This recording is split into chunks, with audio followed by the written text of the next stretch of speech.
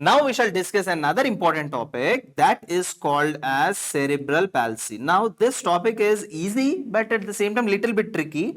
I want you to pay full attention over here. Okay, guys, now what I want you to do is that even if you're writing notes by now, okay, stop writing notes. Okay, this video will be uploaded, notes will be given, all of you know the same things. ये topic बहुत important है, right? I want you to focus fully on what are the things I'm discussing here. Okay, चलो. Cerebral palsy, the name itself says, है ना? Cerebral palsy, all of you know what is cerebral palsy. Anything can it be.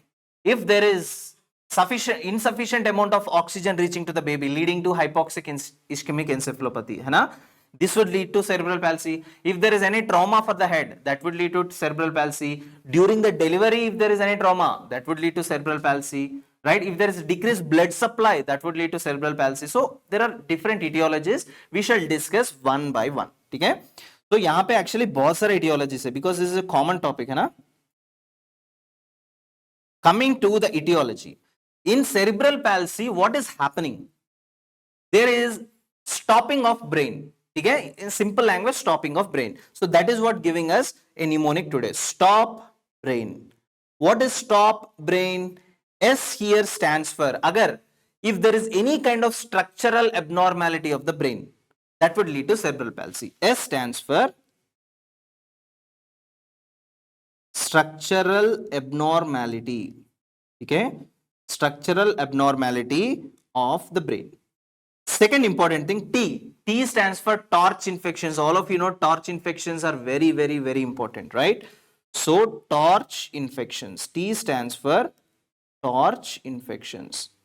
Torch infections के बाद O. O stands for oxygen deficiency. Oxygen deficiency मतलब क्या? That would lead to what? HIE, hypoxic ischemic encephalopathy. We discussed about it clearly in the previous videos, है ना? So O stands for oxygen deficiency or oxygen deficit. Okay, when oxygen deficit, at which period can it lead to cerebral palsy? Around the time of birth. Around the time of birth, matlab perinatal deficiency in oxygen is called asphyxia. So around the time of birth, if there is perinatal asphyxia, that would lead to cerebral palsy. So perinatal asphyxia, perinatal asphyxia, perinatal asphyxia. Okay. Hello Navnath, how are you? Next, after that, we have got P. P stands for preterm birth. Preterm birth is always a risk factor for almost all pathologies, guys. Okay, so this is all about stop. S-T-O-P, stop. Okay, now after this stop, next we will discuss the second important thing. Second important thing is the fifth one, birth. Stop brain. B stands for birth weight. B stands for birth weight. Right? I told you that the normal average weight of an Indian baby will be around 2.5 to 4 kgs. Okay, but standard value is 2.9 to 3.9 kgs. But average value of an Indian baby is 2.5 to 4 kgs. 2.5 se niche, that is called low birth weight. Right? So the birth weight below 2500 grams is a low birth weight. So they are under a risk of developing cerebral palsy. Or sixth important thing R, है ना? R. What does R stands for? R stands for results of birth complications. Birth complications मतलब क्या हो सकता है, guys? Can I tell one complication of a birth? That is intracranial hemorrhage, right? So that is one. Because of that also there will be cerebral palsy. So R stands for results of birth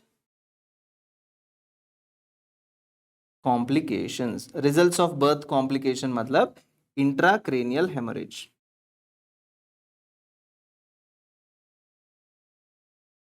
Intracranial hemorrhage. ठीक है?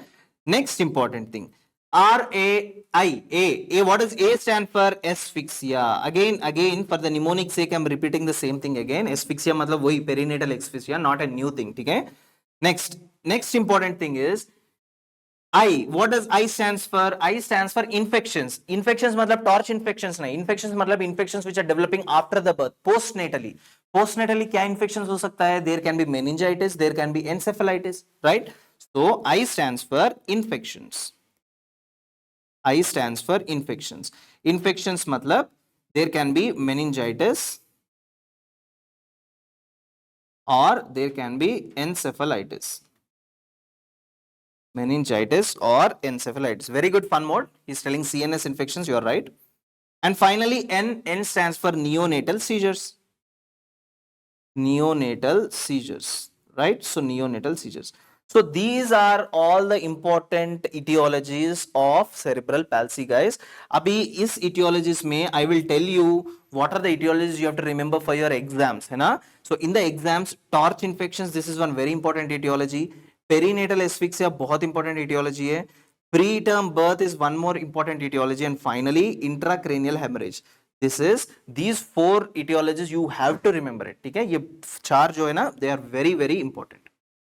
Now let us enter into the topic. Okay, ये देखो, cerebral palsy is divided into two types, classified into two types. एक है spastic, एक है non-spastic. मैं बताऊंगा what is spastic, what is non-spastic. Just for few minutes, bear me. One is called as spastic cerebral palsy, another one is called as non-spastic palsy. Okay, spastic palsy में क्या होगा? What will happen is that there is damage to cerebral cortex. Okay, when there is a damage to cerebral cortex, from the cerebral cortex, what are the tracks that are coming down? Pyramidal ki extra pyramidal? Pyramidal tracks. So if I tell spastic paralysis or spastic palsy, where damage to the cerebral cortex is there, there is also damage to pyramidal tracks. So agar pyramidal tracks damage hua, then patient will have symptoms of pyramidal tract lesions. All of you know that, right? Now leave this thing. Coming to non-spastic. Non-spastic matlab damage to structures like basal ganglia and cerebellum. ठीक है, और through basal ganglia and cerebellum, what are the tracks that are running? Pyramidal or extra pyramidal? Extra pyramidal tracks. So non-spastic में you will have damage to basal ganglia and cerebellum, where thereby leading to the damage of extra pyramidal tracks. So extra pyramidal tract lesions होगा, right? So now we shall write down the things which I have told you. Clear? So what I have told you is that cerebral palsy is basically divided into two important things. One is called as spastic cerebral palsy, ठीक है, और दूसरा है non spastic cerebral palsy. One is called as spastic cerebral palsy, another one is called as non-spastic cerebral palsy. In spastic cerebral palsy, there is damage to cortex or basal ganglia cerebellum. Damage to the cortex. There is damage to the cortex. Damage to cortex matlab which tracks are involved here? Pyramidal ki extra pyramidal? Pyramidal tracks.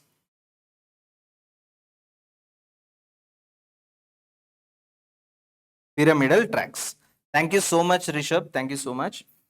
So next important thing, non-spastic. Non-spastic मतलब क्या है? यहाँ पे damage to structures. कौन सा structures है? I told you two structures, basal ganglia and cerebellum.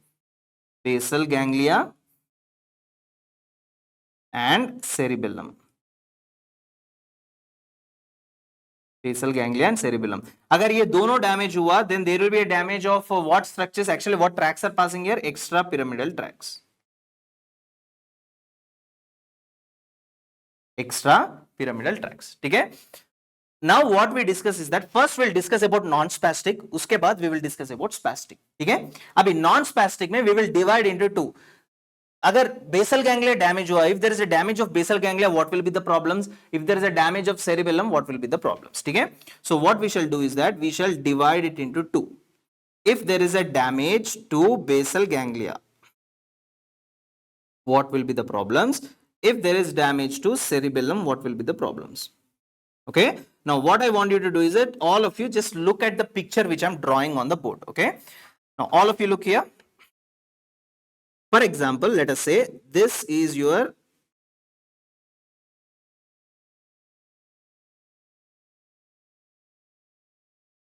cerebral cortex, right? Now within this cerebral cortex, all of you know that ये center में जो point है ना, red color thing, whatever I'm drawing, this is called as thalamus. What is this called? Thalamus, right? Thalamus के नीचे जो भी nuclei है, they are called as subthalamic nuclei. Okay, ये देखो, this is called as subthalamic nuclei. What is this called? Subthalamic nuclei. Okay, after subthalamic nuclei, above this Above this, here we have got two important structures here, pink color, right? What are these pink structures called as? These pink structures are called as caudate nucleus. This is called as caudate nucleus. Okay. Second important thing is that here you have got these green color structures. These green color structures are called as internal capsule. Okay. We are not talking about that now. Now, just side to internal capsule, here you have got another structure like this. Right? This is all from your basic anatomy, guys. This is called as your globus pallidus. Globus pallidus. And final important thing, these red color structures ye jo dekh rahe ho na, this is called as your putamen. Putamen. Okay. Now, these are some of the structures of your basal ganglia. Right? I hope till here you understood. These are some of the structures of basal ganglia. Now, what will happen when there is a damage to this? For example, agar if there is a damage of caudate nucleus, okay, if there is a damage of caudate nucleus, this would lead to a condition called C for caudate nucleus, C for chorea. Okay, this would lead to a condition called as chorea. What is chorea? I will tell you in a minute. Okay, next, agar if there is a damage of globus pallidus, this would lead to a condition called as ethitosis. Okay, this would lead to a condition called ethitosis. Ethitosis. So second important thing is ethitosis. Pehla wala chorea. And next important thing is if there is a damage to subthalamic nuclei, this would lead to a condition called as hemibellismus. Hemibellismus. Okay. So can I tell like this that if the patient is having non-spastic palsy, matlab basal ganglia structures are damaged, this would lead to two important or rather three important conditions. One is called chorea, one is called as ethitosis, right? And there will also be some conditions like hemibellismus, right? So what is this chorea? What is this chorea? What is this chorea is that you see these are the distal limbs, right? So there is rapid movement of distal limbs. So patient will have rapid movement of distal limbs like this. So this is what is called as your chorea. So this is what is called as your chorea. Okay, this is chorea. So what is this? Rapid. Is he doing voluntarily? No, involuntarily. So rapid. Yes, very good. Varun Kashyap told it is jerky rapid. Very good. Jerky rapid. Rapid movements of distal limbs. This is what is called as your chorea. Next important thing is ethiotosis or ethitosis. Okay. So ye kya hota hai? What is this is that the distal limbs there are slow breathing movements. So this is the movement like this. Okay. These are called as slow breathing movements which you see in the patient. Okay. This is called as your ethitosis. Okay. So the distal limbs you will see a slower breathing movements. Okay. Slower breathing movements. Slower breathing movements of kya? Distal limbs. Okay. Sometimes pata you can see these two symptoms together. This is called as chorioethitosis. Chorioethitosis matlab you will see symptoms of chorea and you will also see symptoms of ethitosis also in non-spastic cerebral palsy. Okay. So we discussed about basal ganglia. What will happen if there is damage to the cerebellum? If there is damage to the cerebellum, the main symptom you will see is ataxia. Okay. When there is damage to the cerebellum, the most important problem you see is ataxia. Ataxia matlab kya? Whatever voluntary movements he is doing, there is a lack of coordination. Lack of coordination matlab, for example, I will tell the patients, right, to flip flop his hands like this. So in this way, right, alternately. So in this way, if I tell the patient to do, normally a patient with a normal cerebellar functions, normal extrapyramidal tract functions, they will be able to do it. But if a patient is having any kind of cerebellar lesion, so he will be doing like this. You see,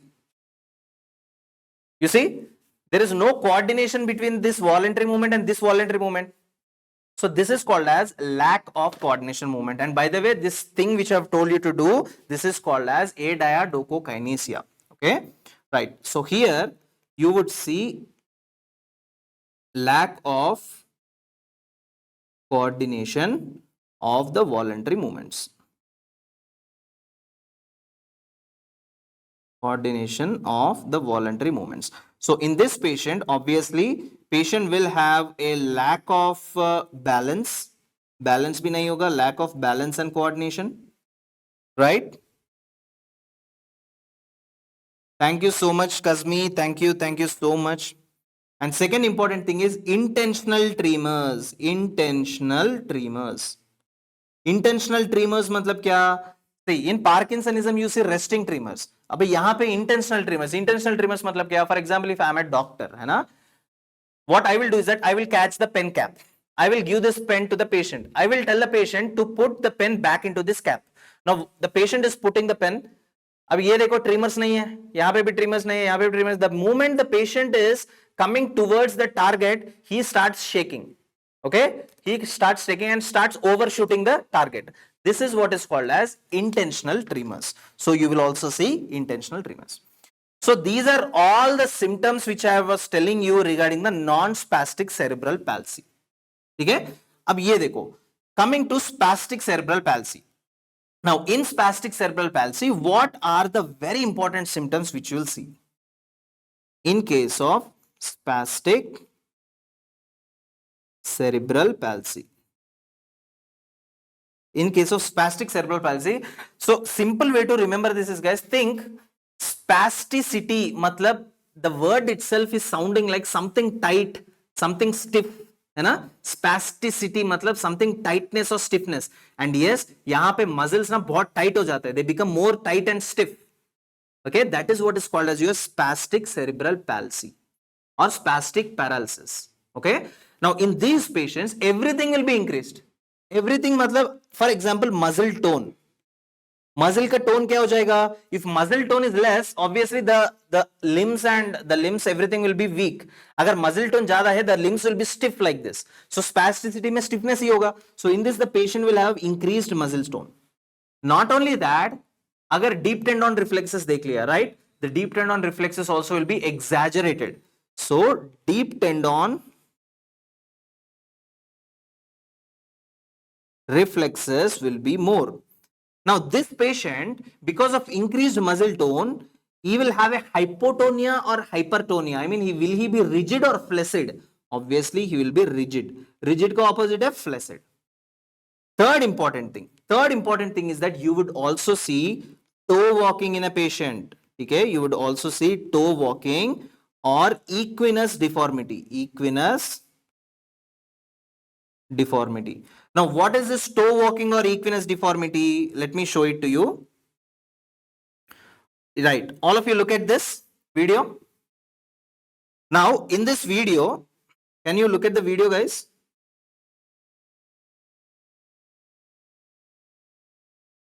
Can you look at the video? Yeah, you can see here very clearly. Look at the child who is walking here. He is walking on his toes. ये देखो, he is walking on his toes with his knees crossed. Okay, this is called as scissor gait. This is called as, ये देखो, he is walking on his toes and look at his knees are also crossed, right? So this kind of gait, whatever you see, this kind of gait is called as scissor gait, and this kind of walking you see is called as toe walking or equinus deformity. So fourth important thing what you see is scissor gait. Scissor gait.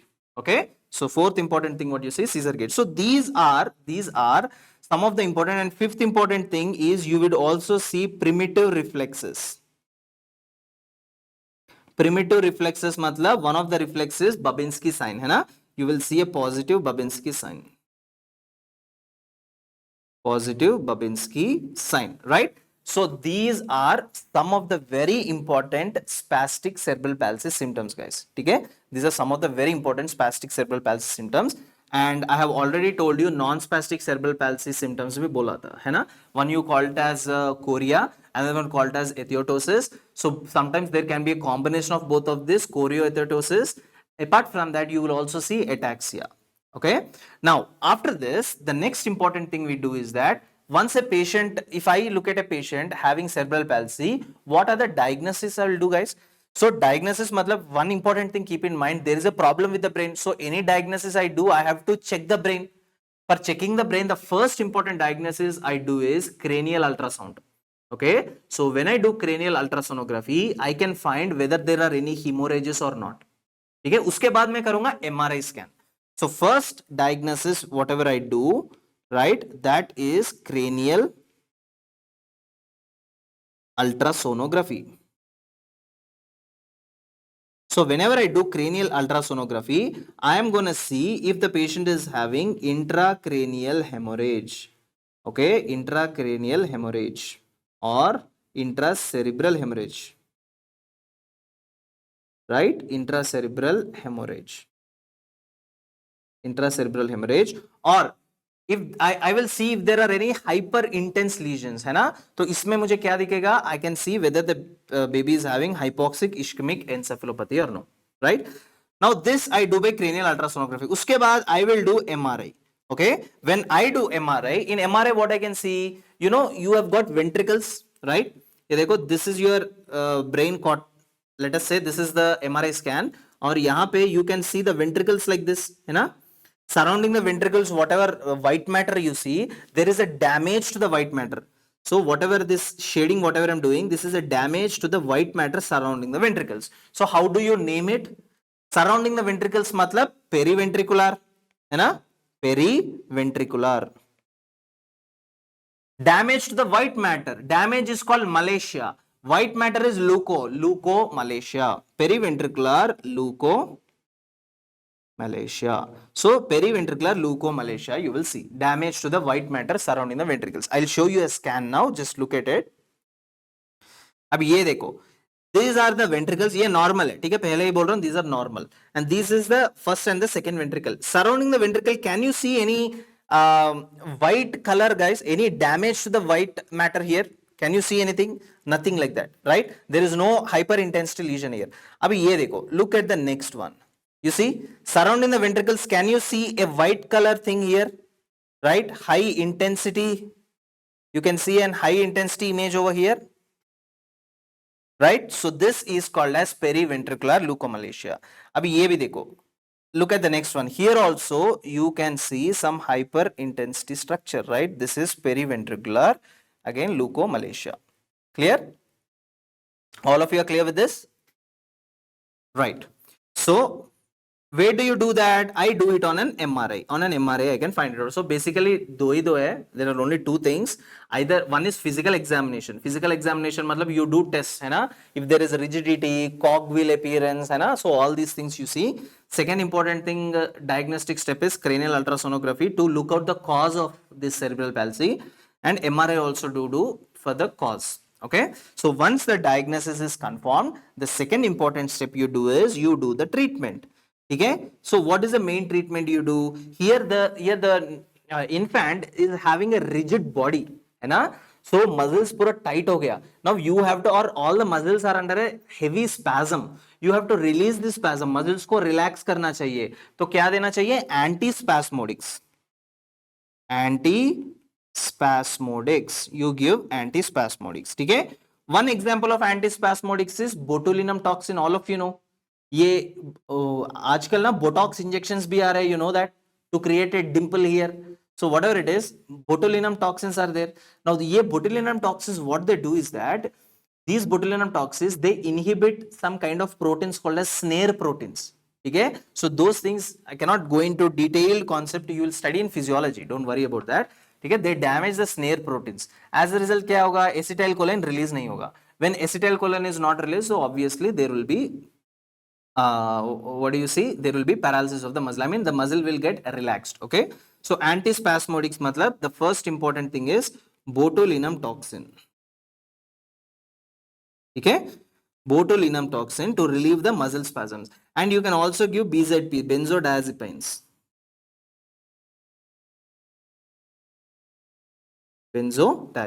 Okay, now there is a problem with the brain. Agar problem with the brain hai, then don't you think there will be seizures, right? So you have to give anti-seizure medication, anti-convulsants. Okay, third important thing is you should also give anticholinergics to support this treatment. Anticholinergics. Okay, so anticholinergics matlab what will you give? Why do you give anticholinergics? क्योंकि there is excess release of acetylcholine, that is what is relating to rigidity. So इस rigidity को कम करने के लिए, rigidity को कम करने के लिए you give anticholinergics. And not only that guys, in these patients if you have seen or not, there will also be continuously the saliva drooling, silaria will be there, continuous saliva drooling. For that also we give anticholinergics. Cialorrhea. So all of you guys, all of you understood all the concepts which we discussed.